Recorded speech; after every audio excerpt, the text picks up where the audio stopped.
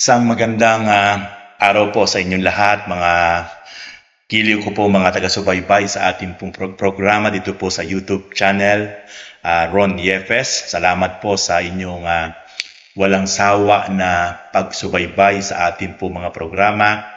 At salamat din po sa patuloy na inyo pong pag-share ng ating pong mga videos para mas marami pong makapanood. Patuloy po ako sa inyo ay maglalambing na tayo po sa mga hindi pa po nakasubscribe, tayo po ay mag-subscribe. At ganoon din po sa mga bago pa lang po nating viewers, tayo po ay mag-subscribe na po. At pakihit po natin yung notification bell para updated po tayo sa ating po mga bago na mga upload na mga video about sa ating po mga tinuturo na salita ng Diyos. Okay po? God bless you po.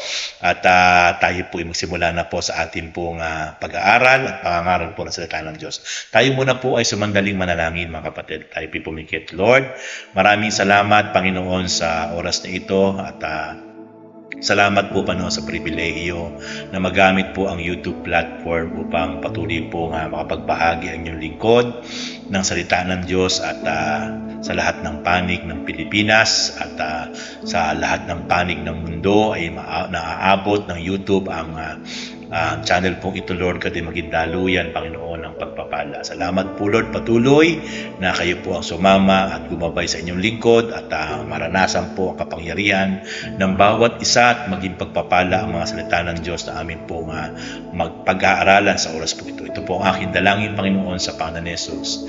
Amen and amen.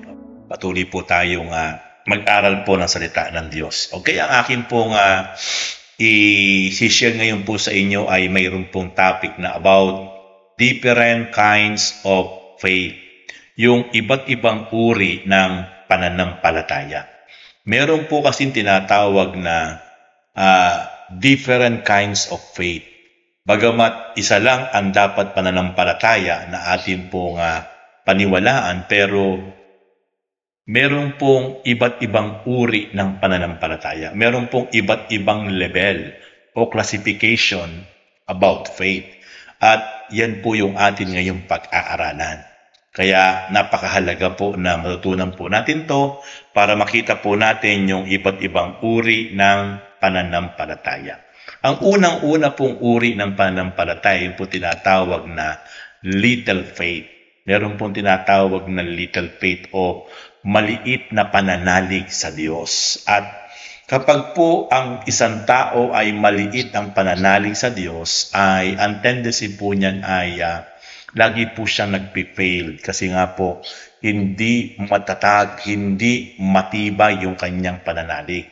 Lagi po siya nag-aalinlangan. Kaya po, lagi po siyang fail. Hindi po niya maranasan yung pong galaw ng Diyos. Kasi nga po ay andun po lagi yung doubt, nandun po lagi yung pagdadalawang isip. Kasi nga po, hindi po pa po talaga lubos na nabibuild yung kanyang pananalig sa Diyos. Kaya sabi po dito, nung panahon na si Peter ay nakalakad sa tubig, sa ibabaw ng tubig, ay grabe po yung faith niya kay Lord. Sapagkat nakapokus po siya sa kanya pong pananalig na talagang makakalapit siya kay Lord. Pero nung dumating na nawala po siya, na out of focus po siya, naapektuhan po yung kanyang pananalig sa Panginoon. Kaya ito po ang sabi doon sa Luke chapter 14, verse 31. Agad siyang inabot ni Jesus, napakaliit ng iyong pananalig. Sabi niya kay Pedro, bakit ka nag-alinlangan? Yan po yung lumubog po si Pedro sa tubig. Kasi nga po, dumating po sa point ng kanyang pananampalataya sa Panginoon ay talagang bumagsak yung faith niya. Kaya literal po siyang lumubog sa tubig at pagdaka po isinagip lang po siya ni Jesus, inabot yung kanyang kamay para hindi po siya tuluyang malunod at sinabi po ng Panginoon sa kanya, napakaliit ng iyong pananalig. Bakit ka nag-alinlangan?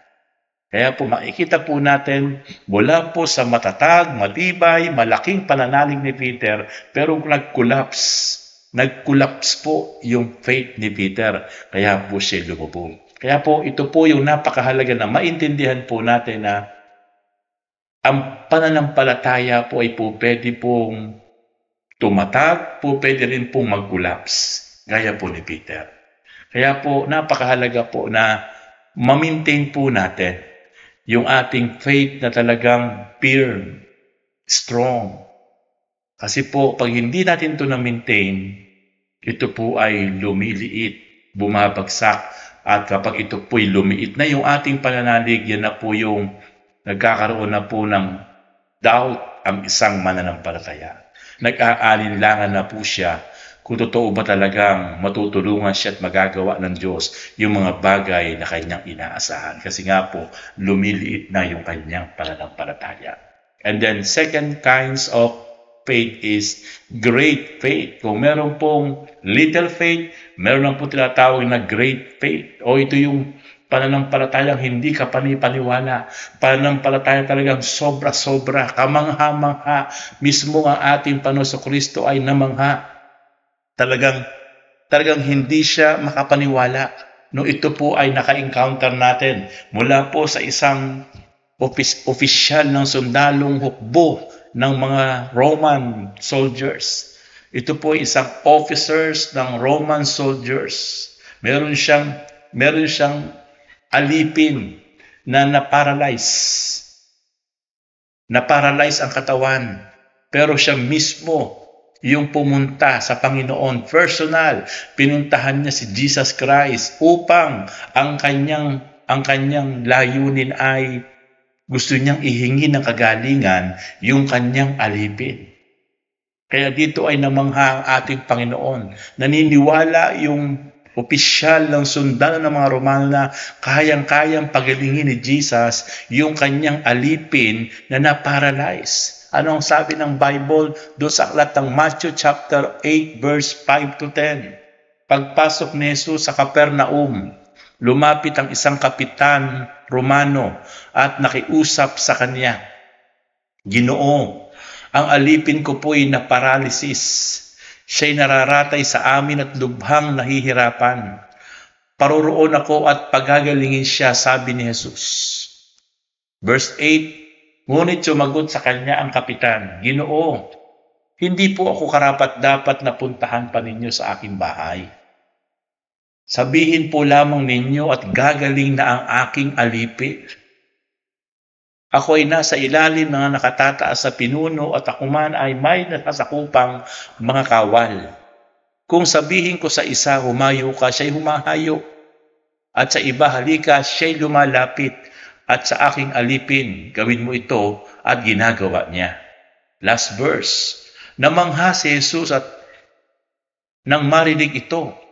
At sinabi niya sa mga taong sumusunod sa kanya, "Sinasabi ko sa inyo na hindi ako nakatagpo kahit sa Israel ng ganito kalaking pananalig." Praise God, purihin ang Panginoon. Ito po ay tinatawag na great faith. Nagpunta yung kapitan ng mga sundalong Romano kay Jesus upang sinadya niya si Jesus upang sabihin na po pwede bang pagalingin niyo yung aking alipin. At ang sabi ng Panginoon, "Sige, tara, halika, samahan mo ko sa iyong bahay at yung alipin mo ay gusto kong puntahan at siya aking pagagalingin." Pero sabi ng kapitan ng sundalo ng mga Romano, "Guro, hindi niyo po kailangan puntahan pa sa bahay. Sapagkat ako po ay nakapailalim sa mga nakatataas sa akin. At ako rin po ay merong mga pinangungunahan na mga tauhan. Kapag sinabi ko sila na halika, sila po agad ay pumupunta. Kapag sinabi ko na sila ay may gagawin, sumusunod sila sa akin. Pero ako po'y naniniwala na sabihin niyo lamang po na gagaling na yung aking alipin. Siya po'y gagaling. Hindi niyo na po ako kailangan pampuntahan sa aking bahay. At hindi po karapat dapat napuntahan pa ninyo, Guro, ang aking bahay." Namangha po ang Panginoon sapagkat kakaiba ang tindi nung pananalig nung kapitan ng sundalong Romano. It is a great faith. Kung merong little faith, merong tinatawag na great faith.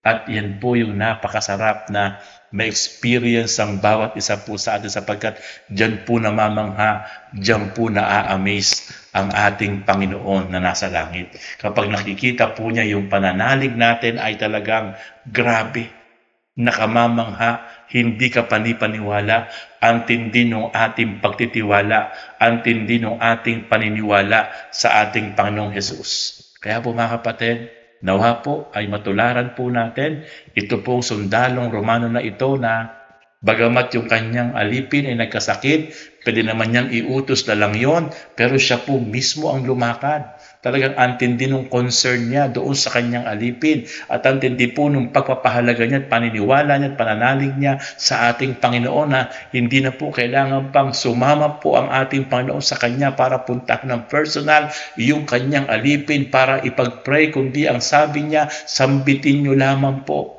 Ginoo, ay gagaling na ang aking alipin sapagkat ako'y nananalig sa inyong magagawa at kapangyarihan. Praise God. This is a great faith ng sundalong Romanong ito. Nakaka-inspired. Praise God. At nawa ito yung maranasan natin. Third, different kinds of faith is strong faith. Kung merong little faith, kung merong great faith, merong tinatawag na strong faith. Napakatibay na pananampalataya.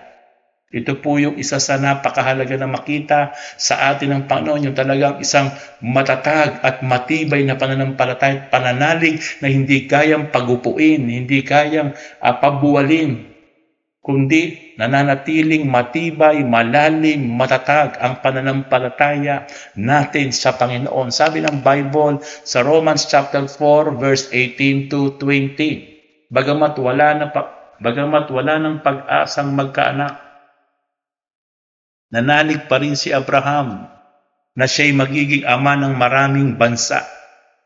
Ayon sa sinasabi sa kanya, kasindami ng bituin ang magiging lahi mo. Mag-100 taon na siya noon at uugod-ugod na. Ang asawa naman niyang si Sarah ay baog.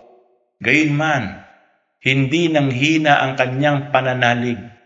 Hindi siya nag-alinlangan sa pangako ng Diyos, kundi lalo siyang tumibay sa pananalig at pinuri niya ang Diyos. Praise God. Si Abraham ay pinangakuan ng Diyos at the age of 75 years old. Kinausap siya ng Diyos. Nang sabi ng Diyos sa kanya, Abraham, di kay bibigyan ko ng anak at ang lahi mo ay magiging sindami ng mga bituin sa kalangitan. That time wala pa siyang anak. Wala siyang anak sapagkat baog ang kanyang asawa na si Sarah. Pero may pangako ang Diyos sa kanya. Pero matanda na siya ng pangakuan. Pero halos 25 taon yung pangako ng Diyos ay hindi pa nagaganap at hindi pa nangyayari sa kanya. Wala pa rin siyang anak. Kaya ang sabi diyan sa Romans chapter 4, verse 18 to 20, uugod-ugod na siya. Mag-100 taon na siya. Pero nananalig pa rin siya na magkakaanak siya at magiging sindami ng bituin sa kalangitan ang kanyang magiging angkan. Hindi siya nag-alinlangan sa pangako ng Diyos, kundi lalo siyang tumibay sa pananalig at nagpupuri siya lagi sa Diyos. Praise God. Strong faith.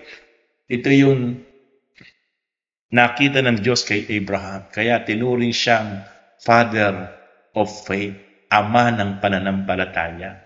Kakaiba, ang tagal nag-intay. Halos 2.5 decades, 25 years siya nag-intay.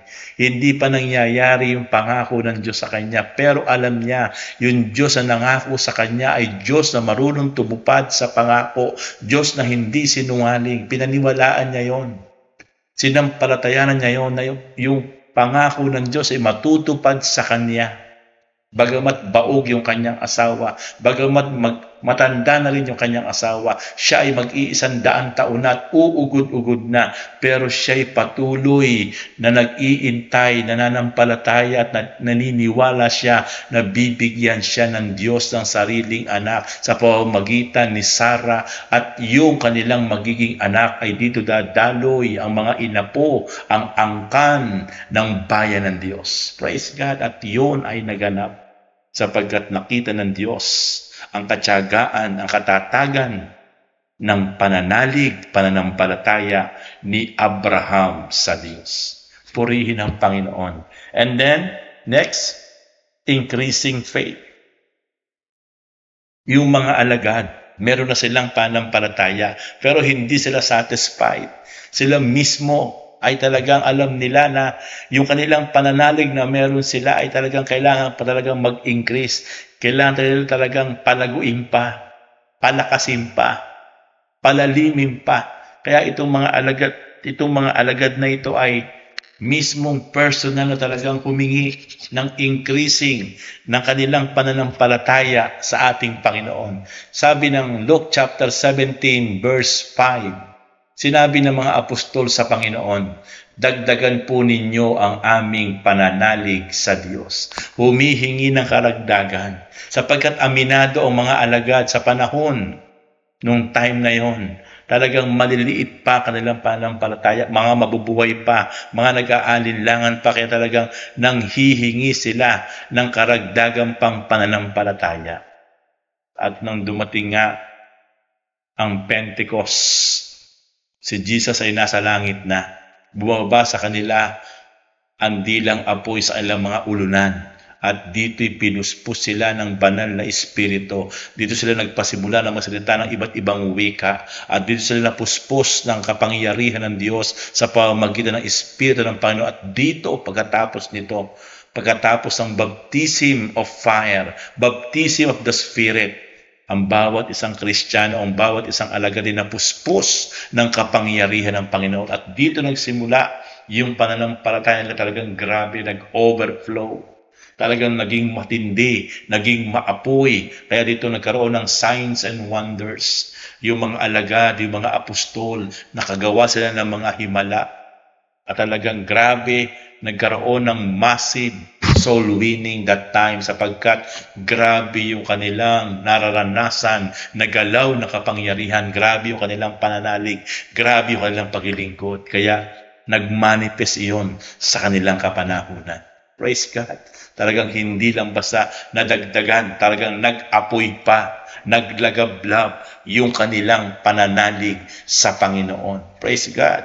Purihin ang Diyos. Okay, kung meron tinatawag na talagang increasing faith, strong faith, great faith, meron naman tinatawag na dead faith. Patay na pananampalataya. Ang patay na pananampalataya ay walang silbi sa harapan ng Diyos. Ang patay na pananampalataya ay talagang hindi ito talaga makapagdudulot ng kapurihan sa Panginoon.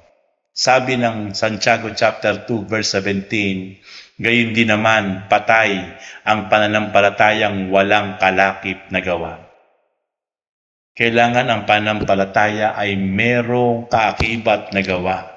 Kung nananampalataya ka lang pero wala kang ginagawa sa harapan ng Diyos, walang kasamang gawa yung iyong pananalig sa Diyos, it is useless, it is nothing. Kaya ito yung tinatawag na patay, dead faith, at ang pananampalatayang patay, ito ay hindi makapagdudulot ng manifestation mula sa kapangyarihan ng Diyos. Wala itong mararanasan na greatness, mercy mula sa Panginoon sapagkat patay nga eh. Kailangan ang pananampalataya natin ay hindi patay. Kailangan ang pananampalataya natin talaga ay buhay at talagang nag-aalap, naglalagablab. And then next, sumunod na klase ng pananampalataya ay world overcoming faith. Ito yung pananampalataya talagang na-overcome ang mundo. Hindi siya dinadaig ng mundo, kundi na-overcome niya ang mundo. na pagtatagumpayan niya ang mundo. Anong sabi ng Bible sa 1 John 5:4? Sapagkat napagtatagumpayan ng bawat anak ng Diyos ang sanlibutan at nagtatagumpay tayo sa pamamagitan ng pananampalataya. Yung ating laban sa mundong ito ay labang espiritual at ang hukbo ng kadiliman, hukbong espiritual na nasa himpapawid, sila yung tunay nating kalaban. Pero sa pamamagitan ng ating totoong pananampalataya, ma-overcome natin yung lahat ng gawa ng kaaway sa heavenly realms. Ito ay ating matitikit atin itong talagang ma-overcome at ito talagang magagawa talaga na talunin sapagkat meron tinatawag na overcoming faith. At yung overcoming faith na ito talaga ay magmumula sa ating Panginoon Diyos. Sapagkat napagtatagumpayan ng bawat anak ng Diyos ang sanlibutan at ang nagtatagumpay tayo sa pamamagitan ng pananampalataya. Magtatagumpay lang tayo sa lahat ng ating laban. Una, kung meron talaga tayong matinding pananampalataya mula sa ating Panginoon Diyos na buhay. And then last point is perfect or mature faith. Kumpleto o talagang mature na pananampalataya. Ito yung isa sa napakainam na maranasan ng bawat isa pong Kristiyano, yung tinatawag na perfect or mature faith. Ang sabi ng Bible, Santiago chapter 2, verse 22, di makikita mong magkalakip ang kanyang pananampalataya at ang mga gawa. At nagiging ganap ang kanyang pananampalataya dahil sa kanyang mga gawa. Makikita talaga natin magkasama yung gawa at pananampalataya. Yung pananampalataya mayroong bungang gawa. Yung gawa mayroong kalakip na pananampalataya. Kaya ito yung perfect. Ito yung mature faith sapagkat combination ng faith and action. At yan ang gustong-gustong makita ng Panginoon sa ating lahat. At yung ating tinasabing relasyon at pananampalataya sa Diyos ay merong sinasamahan natin ito ng gawa. Mga mabubuting bagay, mga gawang patungkol sa pagsunod sa Panginoon, mga gawang patungkol sa pagbibigay ng karangalan at kaluguran sa Diyos. Praise God. Hallelujah. Kaya po, yan ang iba't ibang uri at klase ng pananampalataya. Pananampalatayang maliit, pananampalatayang matatag, pananampalatayang dakila, pananampalatayang patay, pananampalatayang matured at perfecto, pananampalatayang napagkatagumpayan ang lahat ng lalang ng dyablo sa ibabaw ng mundo. Kaya salamat sa Panginoon, patuloy na yung ating pananampalataya mga kapatid, alagaan natin to, ingatan natin to, at higit sa lahat, talagang palaguin natin to, patatagin natin to sa pamagitan ng paikinig na salita ng Diyos, sa pamagitan ng panonood ng mga videos tulad nito, sa pamagitan ng pagsunod sa kalooban ng Diyos. Lahat yan ay magbe-benefits ang ating pananalig sa Panginoon. Okay, sama-sama tayong manalangin mga kapatid sa oras ito. Tayo yumuko at pumikit. Lord, salamat sa pagkakataong ito, Panginoon. Patuloy po muli, Lord, nagpupuri pong nagpapasalamat. Salamat sa mga salita, Lord, na aming pong napag-aralan, napakinggan. Dalangin ko po, Lord, sa inyo ang bawat isang mga kapatid ngayon po ay nanonood, nakikinig, Panginoon, sa programang ito, Ron Yefes, Panginoon, sa YouTube channel. Hiling ko po dalangin na patuloy pong idaloy niyo po, O God, Lord, ang inyong kapangyarihan sa buhay ng bawat isa. Palaguin niyo po, patibayin niyo po, Panginoon, ang kanilang mga pananalig. Patuloy niyo po pagpalain, i-bless ang mga buhay nila, Panginoon. Hiling ko po dalangin na patuloy po, Lord, na sila po talaga ay maglaan ng mga best time, best effort para po, Lord, sa pagsunod at sa pakikinig ng inyong mga salita. Dalangin ko din po na patuloy po, Lord, na sila po ay makatuwang ko po, Panginoon God, sa channel na ito, na sila po ay ma-share po nila, Panginoon God, yung pong bawat mga videos na ito, mga topic, upang mas marami po makapakinig, makapanood, Lord, sa programang ito. Father God, salamat po, Lord. Pagpalain niyo po, i-bless na sila, Panginoon, sa lahat ng aspeto ng kanilang buhay. Kayo po mag-ingat, Panginoon, Panginoon, sa kanilang lahat, at anuman ang sakit at karamdamang physical, spiritual, Lord. I speak healing upon healing. I speak miracle upon miracle miracle sa buhay ng bawat isang mga kapatid na nanonood ngayon sa channel na ito. In Jesus' name. Salamat po Lord Panginoon. We back to you all honor, all glory, all praises. In Jesus' name we pray. Amen and amen. Praise God mga kapatid. Pagpalain tayong lahat ng Panginoon sa araw na ito. At muli, God bless you. God richly bless you po sa inyong lahat. Praise God.